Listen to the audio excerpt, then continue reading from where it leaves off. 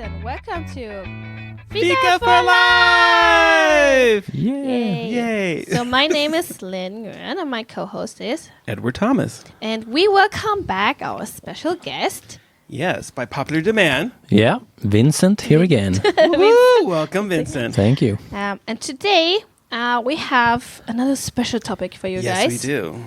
So sit down, grab some fika, pop the popcorn, take off your shoes, and get comfy. You know what Fika stands for, right? Yeah, what? Freedom in Christ, always. Wow! Wow! Kabam! I didn't know that. I always thought it stood for food, but I'm going to stop eating It's now. a deeper meaning to it. I'm going to fast. So we want to talk about serving versus working, or working versus serving, and serving specified with serving in the church. And the fun thing is that Ed is serving and working in the I church. do it all. Vincent used to work in the church. Mm-hmm. Now he has a normal job. Yeah, secular job. Yeah. He's And got a maybe job still that has benefits. and maybe still serving in the church, something else. Yeah, you can say that, of course, yeah. And I always only had a normal job, and I'm just serving in the Until church. next week. No, We're going to hire you in the church. I don't think my With work that fake likes money. me. Really? Yeah. We would like you more in the church. Bring you into the bubble. So Ed, Yes. do you always wanted to work in the church? No. What do you mean? This wasn't my idea. It was God's idea. Don't blame him. He's not even here to defend himself. Sure, I can speak for him. I'll use my hand puppet. So We just had tea, and the tea is really warm, so it's cooking our brain. So that's why we're so I silly didn't today. have tea. I didn't have tea. Okay, you had Diet Cola. Yeah. You That's know worse. that's full of chemicals. That's worse than Anyway, weed. so did you always wanted to work in the church, or No, I've always wanted to serve in the church. okay? So I grew up as a Christian, and service was just how, as a Christian, that's what you did. So you always found an area of service, and you always served. So whether it was, so I grew up in a very black gospel church when I was a kid, where we have ushers. So we don't have that in Sweden, where people greet you, they have special gloves on, they do special signals. Oh, and wow. Yeah, so they used to do and it was like a real big thing. Like you had to train at it, and what happens if people got into the spirit and they passed out? How do you help them off the floor when they jump around? Jesus! Like you get around them so they can dance around and not hurt themselves. And yeah, it was really fun. And so, and it was, so I was an usher. I helped to take up the collection. That was like a big deal when you were a kid because you got to handle the money. Yes, Then I was a Sunday school leader. I was a youth leader, sang in the choir. So I had a lot of different. You did everything, man. I mean, not the same day, but. I mean, You ran the whole service. I was like really the real pastor behind the pastor. I was the power. No. So service, your voluntary service is your time, your talent, your experience. And I grew up always believing that when you join a church, you find an area of service. Even if you only have 1 hour a week to give, you give that hour a week in service for the community, for the betterment of others, in order for your gift that God has given you to grow. So the service thing has always been part of my life. So I've always wanted to serve in church. And the service part and that's the hardest thing when you work in church, because you still have to serve. And so I have to draw a line between What's the difference? what is my service and my job. So I work in our church in Cross Culture, I'm the pastor. And I also, which all of us are volunteers, so I don't get paid for that, which is really weird. But my other job, where I work as a priest in another parish, as a Lutheran priest in another parish, where I have certain things, I'm hired to do certain things. And so I have to do those things. I can't just choose. I can't just say, nah, I want to do something else. If I'm the confirmation priest, I have to make sure there's a good confirmation, and I have to work hard at it. And so I have to find the joy in working, what I'm hired to do, and the joy in serving, what I voluntarily do. So that's the difference for me. So, What about you, Vincent? So Yeah. Well, I started to serve in the youth ministry when I became a Christian. And then I had a regular job for 3 years. And during that time, I really felt that I want to go back to like, I felt this calling to work in church, not necessarily as a priest or a pastor, but like some kind of calling to be more involved in church. And I felt this longing to teach and preach and stuff. So that's why I moved here and studied theology. And during that process, I eventually became a priest in EFS. And that was very unexpected, actually.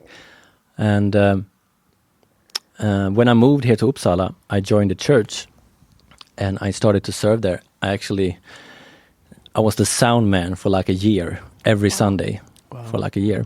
Come back to us. You could be our sound man. I was thinking about just like our sound guy here. Yeah. Pretty soon he'll be the pastor.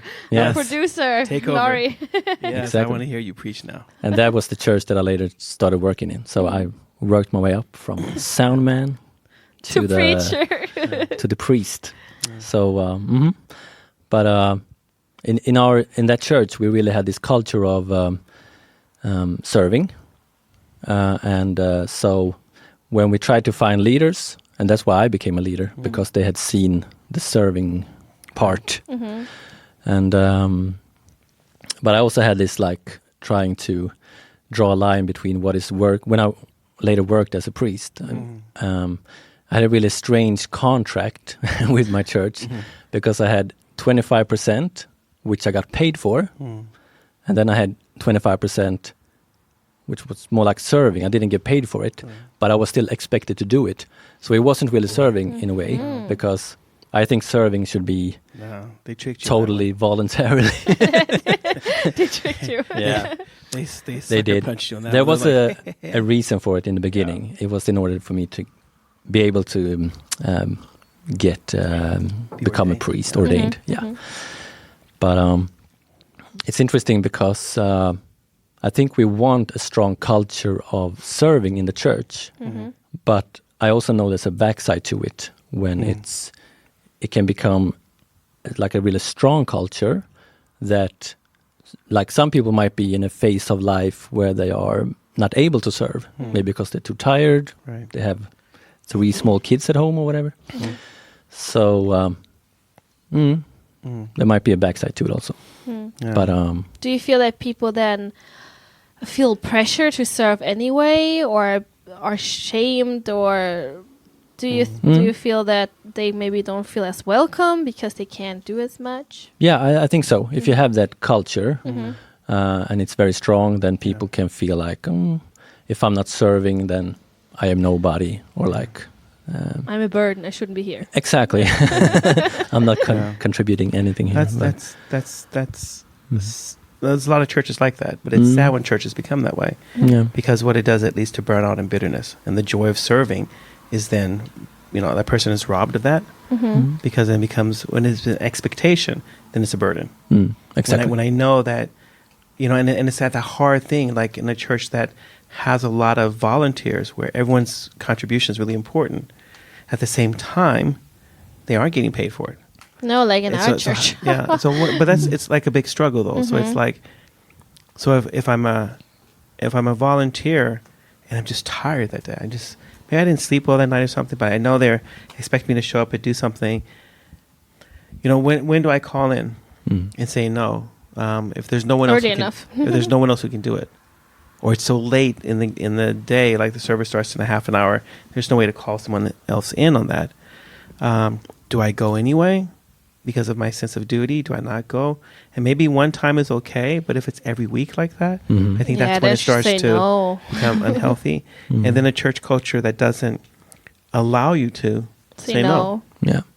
A church culture that values performance over actually just loving God, or church culture. So there's this other sick thing where the striving for excellence becomes so high that only the people who are considered to be really, really good at things get to do anything, and everyone else is just sit down and Be so part of it, but Yeah, not so no- contribute. right? And so you don't have an opportunity to grow in your gift because you have to be so perfect in order to utilize it.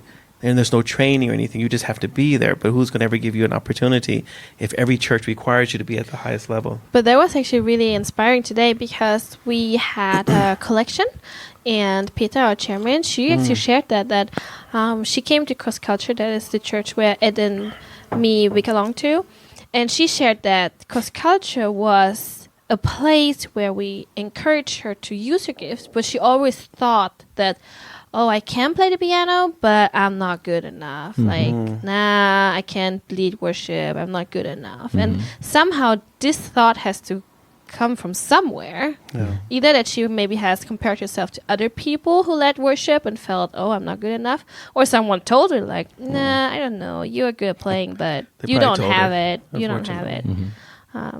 For me, I only serve in the church. I don't work in the church.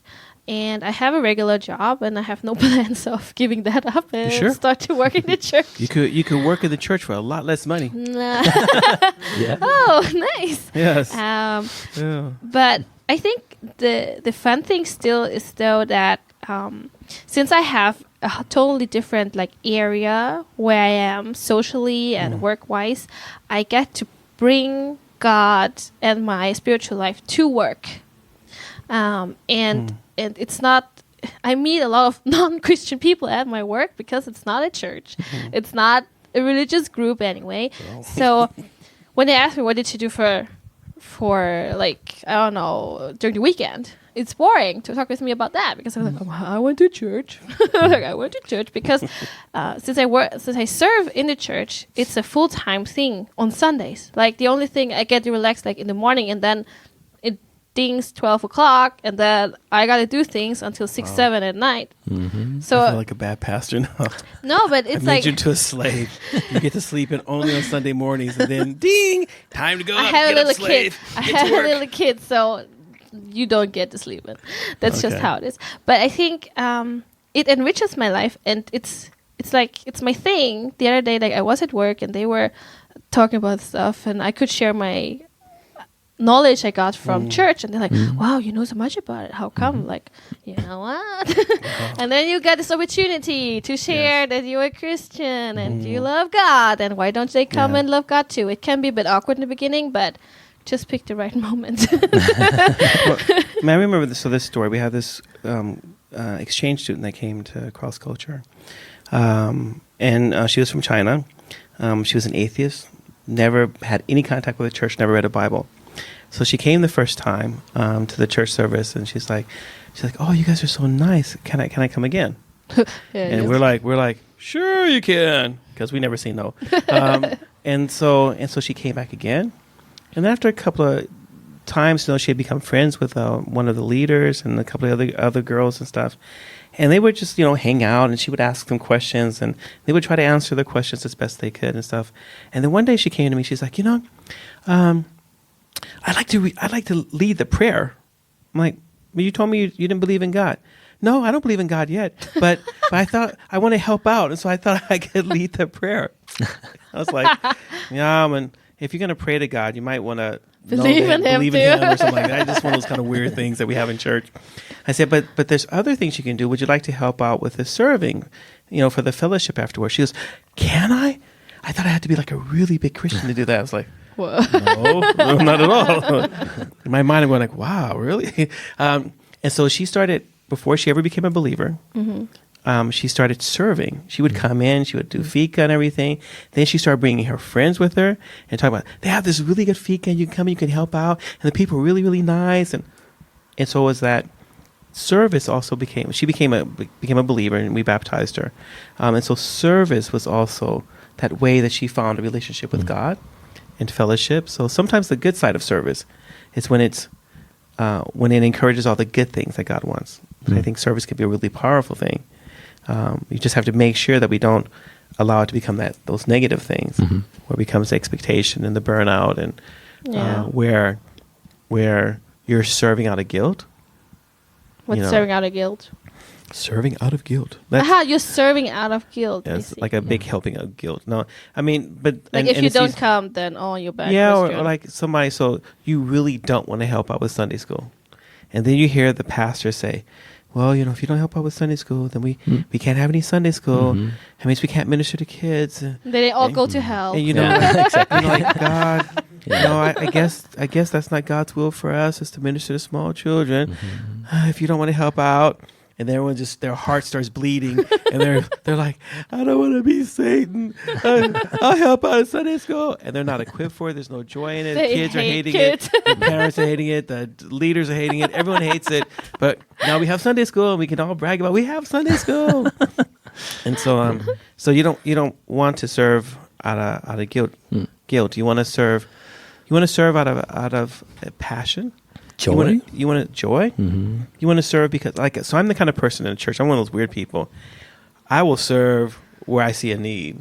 Me I too. feel really blessed by God. Yeah, you do that all the time. Okay, you do it more than I do because I'm the pastor, so I get to sit on my butt and watch people. But you also work. have another job where you work in the church. I work you in the don't only church. serve in the church. No. I only serve in the church. I There's know. a difference.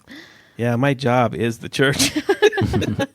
But that's the kind of person a pastor or priest loves. No. Just jumping in anywhere. No, yeah, the people who Yeah. like to serve the needs, Yeah. not just doing the fun stuff. The fun stuff. I'll preach. Yeah, exactly. You've been here for a Let week. me lead worship. I'm tone deaf. I can't play. I can't sing. I can't dance. But I want to lead the worship because I want to stand in front of everybody and let them look at me. It's like, okay, wow. Yes, could you help me clean out the toilets? What? No, I'm not called for that. That's not my calling. You have to be called to clean the That's toilet. not my Right. gift. No. I'm gonna take the trash out. Could you give me a hand? No. You better get somebody who's blessed. I don't have that anointing. For those of you who don't go to church, this is how church people talk. We talk about anointing and calling and gifting and blessing as a way to get out of things or a way to qualify ourselves for things we're not qualified for. It's I should try it at work. Like, no, I can't do this because I'm not anointed Yeah, to do this. try that at work. Good luck. and they'll be like, oh, we could put some grease on you. Who's got the butter? No, at work I get away with a lot of things because one of my colleagues, she said I have this charisma, so I just get away with stuff, even if it's like Wow. kind of out of line, but I still get away with it. See, I can't get away with stuff like that at my job. It's because I have the special anointing. Yeah, I know. I don't have that. I can't just like walk into, a wedding and just go like, so I met your lover last week. I say I can't say stuff like that because I get fired. No. Because you have a high position and people want and need to take you serious. Yeah, no, I have to eat. That's why we have the podcast. So But do you guys I ever hear like that. serve? Do you feel like you serve outside of church too, when you're not at your work? Well, if I'm not at work, then I'm here. So that's your serving. I don't know. I don't have any other life. I don't do anything. It's really sad. Do you see yourself serving at your job, like serving God when you go to your job? Yeah, I try to see it that way, especially when like people have issues and sometimes they open up to me and share their lives, and it's very untypical in Sweden when they just Yeah. vomit their life on the table. Especially if they don't have any alcohol. Yeah, but it's nice though. But I think it's also because I am open with how my life is, and I try not to open too much because it can be too much. Sure. But I think there's this, I don't know, like people like to talk to me, and I feel that is serving. I know that you encourage me to tell them something. It's like, I can pray for you and stuff like that. Yes. And I get you try. there. Yeah, I try to pray for them at least on my way home or something. But I'm not there yet where it's just like tell them, hey, I can pray for you. Because sometimes I feel like it's too public. There are colleagues around, there are people around, things keep going on. So like Should work heard is my so- sermon so I'm later like, earlier "Nah." today. Why? Just stop everything and pray. No. I think you just have to figure out. So each of us, based on our personality, we just figure out a way to do stuff like that. But, but that's interesting that you look at your job as serving, and I look at my. It's hard because my job is a job, and at the same time, it's working in the church, so it is serving God. I know. Like, and that. But sometimes it's really difficult. So sometimes because I'm like a really friendly person, and I talk to anyone who talks to me. I'm not very Swedish in that way, and so it makes it really difficult because everyone thinks I have time, which I don't. You don't. But everyone thinks I do. If people ask me, And so You people don't. come up to like, sometimes like, especially older people. Hey, Ed. Oh, da. Oh, okay. I really have to go right now. It's really nice talking to you. Can we pick this up later on? Oh, okay. Da. And because I grew up in this stage where you have respect for old people, I can't. Can cut them off and just walk away. No, I can't. I cannot be rude to an old person. Like I have to respect my seniors, and so it's really difficult sometimes, or sometimes when I have my pre-shirt on and I drive my motorcycle, and I remember People like just last stop week, you. this person drove into my lane, no signal, and I just turned around, I'm like, "You idiot! What's wrong with you? You're trying to kill me!" And then I felt my collar around my neck. And it got tighter and tighter and tighter. It says, "I'm the only black priest in our diocese." Yeah, it's easier to find you. It's not like that black priest. Oh, Ed. It's not like they can choose someone else. There's like not even another choice. There's no B choice. It's just me. And so sometimes You gotta watch. Watch your and sometimes back. but it's really sad because sometimes it does feel like there's a collar. Like I don't have the freedom to just be a normal human sometimes. No. Because the person was an idiot for crossing into my lane, like they could have killed me on my motorcycle.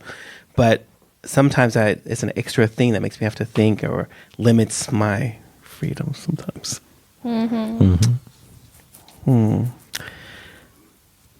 Yeah. It's quiet. Did we run out of things to say? That's never happened before. Okay. Another aspect of serving, though, is how do you create a culture of continual serving? I don't mean serving all the time. I mean, so you have some people who are really good in the worship team. Or you have people who really get the greeting. And it's really easy to just say they get to greet all the time and they get to do worship all the time. But how do you create a culture where other people get trained and mentored so they grow in their gifting? And then all of a sudden you have layers of servants in an area of service. So that's always, which gives you a diversity. Within that Dynamic. service. Yeah. Yeah, dynamic. Yeah. How is your question? How? Yeah, the question is how. I don't know how, but I would rather like think about commitment, like when we talk about serving and commitment, because I mean when you work, this is your commitment. There's a contract behind it. You can't just say, "Nah, I don't do it," or "I don't like this." You work, but then in serving, we don't want people to say, "Oh, like you said, they do something and then they don't show up." And if you have one person like that, that's annoying. If you have two persons like that, that's a problem. If you have three persons like that, In the same service. That's a big no. Yes. So I think we have struggled with people in church not being committed, and you have nothing you can put against that. Like you can tell them this is not good. There was a Willow Creek leadership conference I was at once. They were talking about how to leverage that. So service in a non-profit organization like a church, where no one is paid, they're volunteers. So you don't have money. At a job, you have money. You can leverage money or promotion or something. We don't have that. So the only thing you have is the person's commitment to the actual cause. And what happens is that people who are nominally committed tend to nominally serve. People who are not committed tend to avoid serving. And people who are really committed to that cause, serve. And the whole thing is not to make them serve too much. Like their enthusiasm makes them want to serve a lot. And sometimes so you have to manage that sometimes and not let people serve as much as their enthusiasm will, so that they can have service for a long period of time.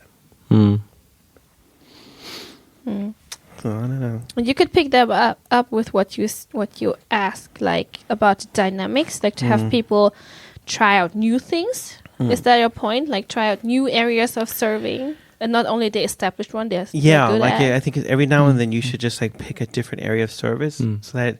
But then people say, appreciate- "I'm not anointed to do Yeah, that." I know. It's like, I'm gonna start carrying a water gun. I'm gonna fill it with like olive oil. I'm gonna pray over it, and then people say, "I'm just gonna shoot them."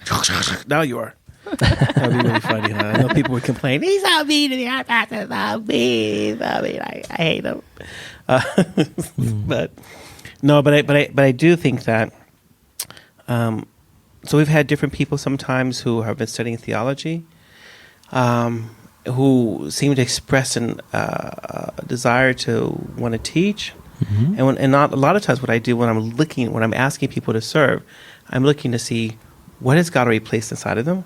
And the things I normally see, I just want to sort of appreciate that, and I want to affirm what it is that God is already doing. So I see someone already working with children. We have a young guy in our church called Mikkel, and he's really good with kids.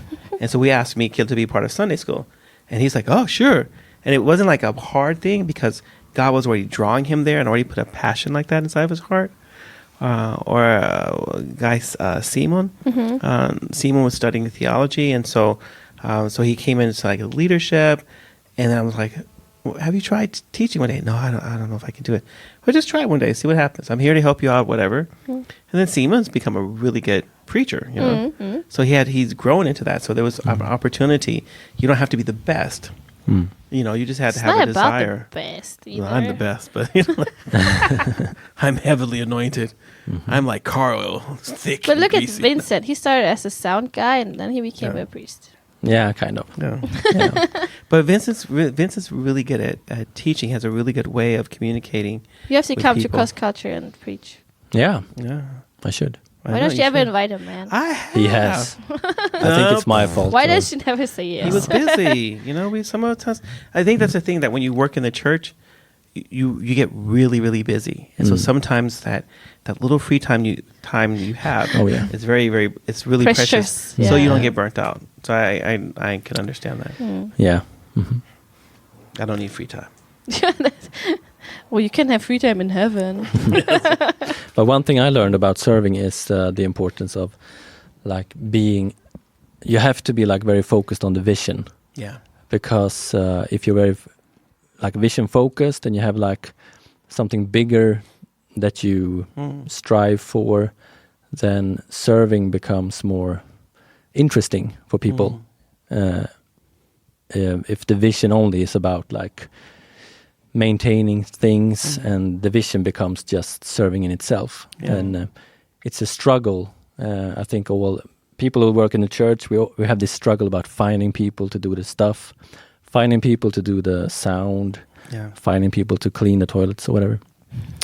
So I think vision is very important for that makes people do like whatever because they feel they're part of something bigger than just cleaning the toilet. It's like It's just a little thing that gets you to your goal. A fall series. I'm going to have 4 weeks of preaching about cleaning the toilets. Doing the things no one else wants to do. And all of a sudden, people are going to be lining up. So please let me clean the toilets. Nah, I don't know if you're good enough now for the toilets. I don't know. Can't have you there. No. Okay. So working, you get paid to do something, and there should be an attitude of gratefulness and thankfulness. And you should go to work, and you should try to do a good job. In serving, you're volunteering your time, but that same sort of attitude of gratefulness and thankfulness should also be there too. If you find yourself that you're in a place where you're working or serving, and it's just draining the life of you, stop. People may get mad at you, but stop it because you're not helping.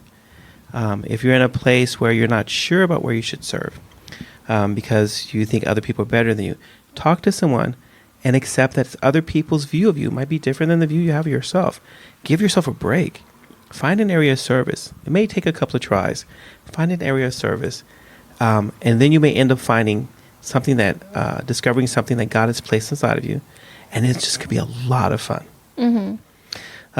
Vincent, thanks for joining us. I hope you can join us again. I think it would be really great to have you on there. Thank you. Thank you. Lots of likes up there. If you guys want to have Vincent back up, you let us know. You put that like up there, and then we'll be like, "Ooh, Vincent, we like you. We're going to get you back here." So this is Ed Thomas and Linh Nguyen. And we're signing off for Fika for Life. Bye. Bye.